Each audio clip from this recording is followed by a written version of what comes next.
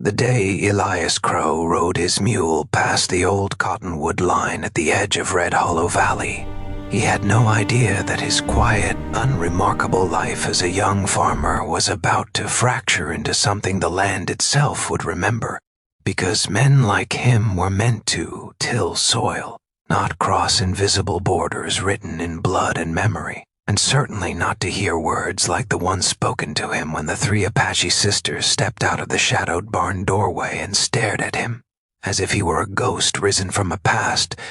they had sworn never to touch. The sun was low, burning copper against the wood planks, dust hanging in the air like a held breath, and Elias felt suddenly aware of how pale his hands looked on the reins, how foreign he must seem in his patched vest and worn boots,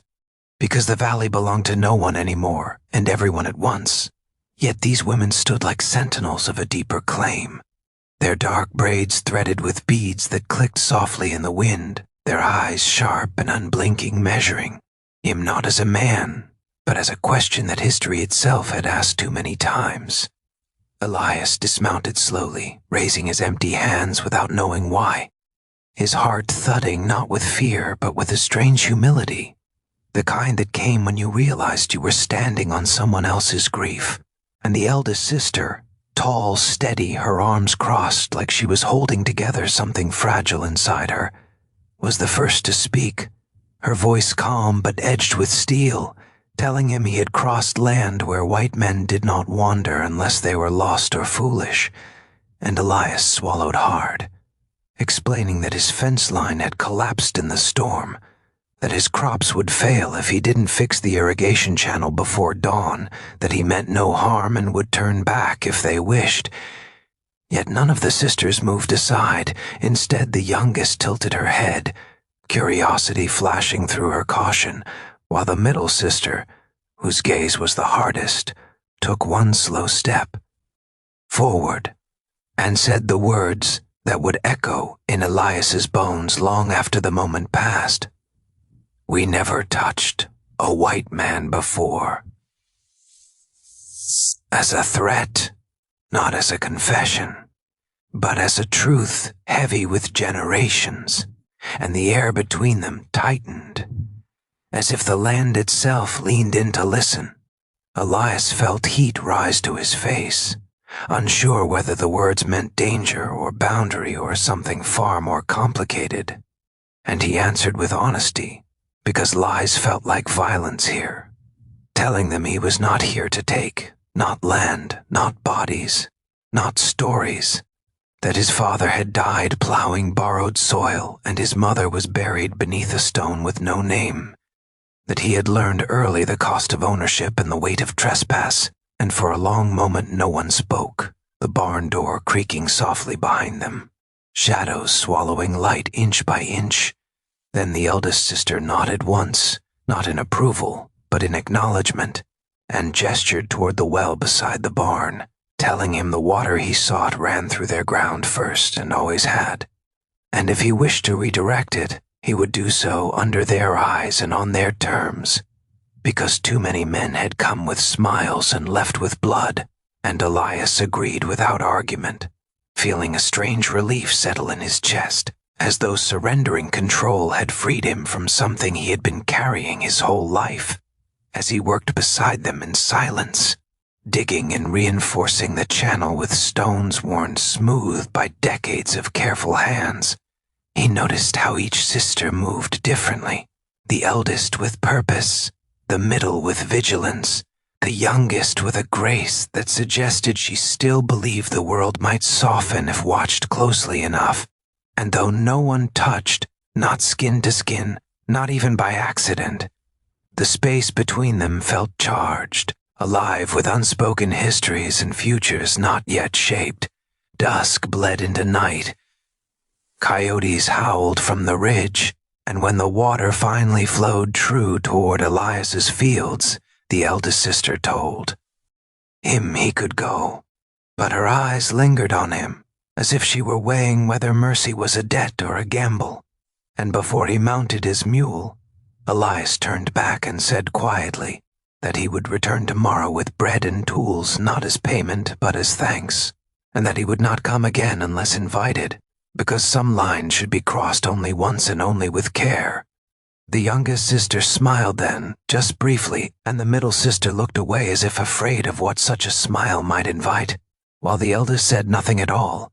Yet, as Elias rode back toward his darkened farm, he knew with a certainty that unsettled him more than fear, that this was not an ending but a beginning, that the words spoken in that doorway were not about touch alone but about the collision of two worlds that had spent too long pretending the other did not feel. And somewhere behind him, in the quiet between the stars and the land, three sisters watched the dust of his passing settle and wondered what it would cost to let one white man be different. When Elias returned the next morning, the valley looked different, as if the land itself had decided to remember him, because the light fell softer on the cottonwoods, and the wind no longer felt like a warning but a question. And he came as he had promised, not armed, not demanding, carrying only a sack of bread his mother's hands had once taught him to bake, a coil of rope and tools worn smooth by honest work. And when the three Apache sisters stepped out again from the barn's shadow, he did not raise his hands this time, only lowered his eyes in respect, because trust, he was learning, began not with boldness but with restraint. The eldest sister studied him as if searching for cracks in stone. The middle sister watched his hands, alert for sudden movements,